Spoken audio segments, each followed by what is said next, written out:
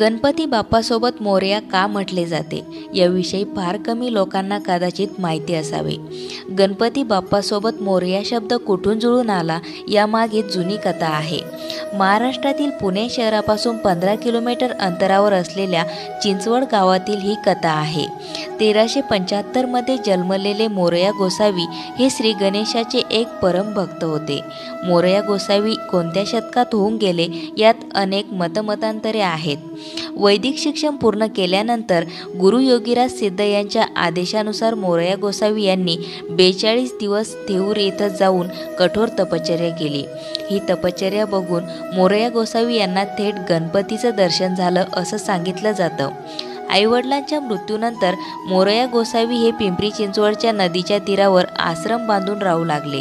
चिंचवडच्या गणेश मंदिराची कथा अशी सांगितली जाते की नदीमध्ये आंघोळ करत असताना मोरया गोसावी यांना एक गणेश मूर्ती सापडली आणि त्यांनी त्या मूर्तीची प्राणप्रतिष्ठा करून मंगलमूर्ती वाडा तयार केला।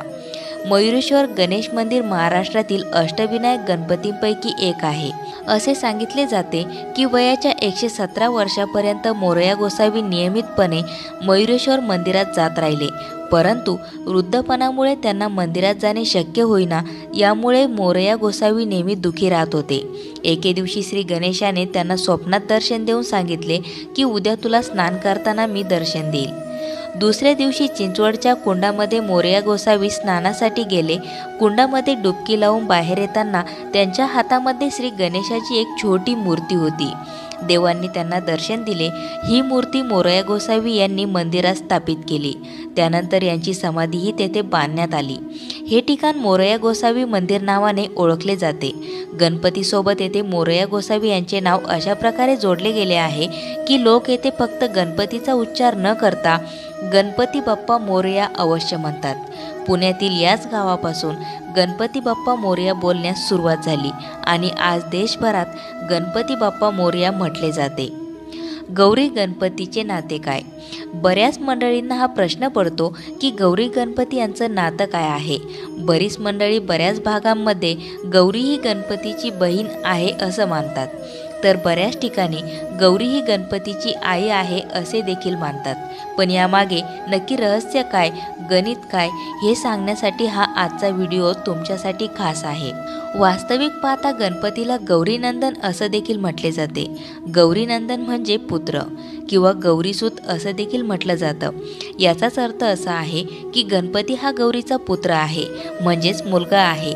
म्हणजे गौरी ही गणपतीची आई आहे आणि अर्थात पार्वतीचं दुसरं नाव हे गौरी आहे। हिंदू देवताशास्त्रात तसेच समाज जीवनामध्ये गौरी ही शिवाच्या शक्तीचा आणि गणपती बाप्पांच्या आईचं रूप मानले गेले आहे। काही ग्रंथामध्ये 12 गौरीचा उल्लेख आहे, तर अग्निपुराणामध्ये गौरी मूर्तीचं सामूहिक पूजन केलं जात असते आणि त्याला खूप महत्त्व त्यानुसार आहे। त्यामुळे या एकूण 10 दिवसांमध्ये फक्त एका गणपतीचीच पूजा नसते, तर 3 दिवस गणपतीच्या मातांची देखील पूजा करतात। पण आता तुम्हाला प्रश्न पडला असेल की 2 माता कशा? हो, कारण गणपतीला द्वैमातुर असे म्हटले जाते। गणपतीची पहिली आई म्हणजे पार्वती आणि दुसरी आई म्हणजे गंगा। पार्वतीने आपल्या अंगाला चंदन लावून त्याचा मळ काढला, आपली मोठी बहीण गंगेचे पाणी लावून तो काढला आणि त्याची मूर्ती बनवून त्यात प्राण फुंकले।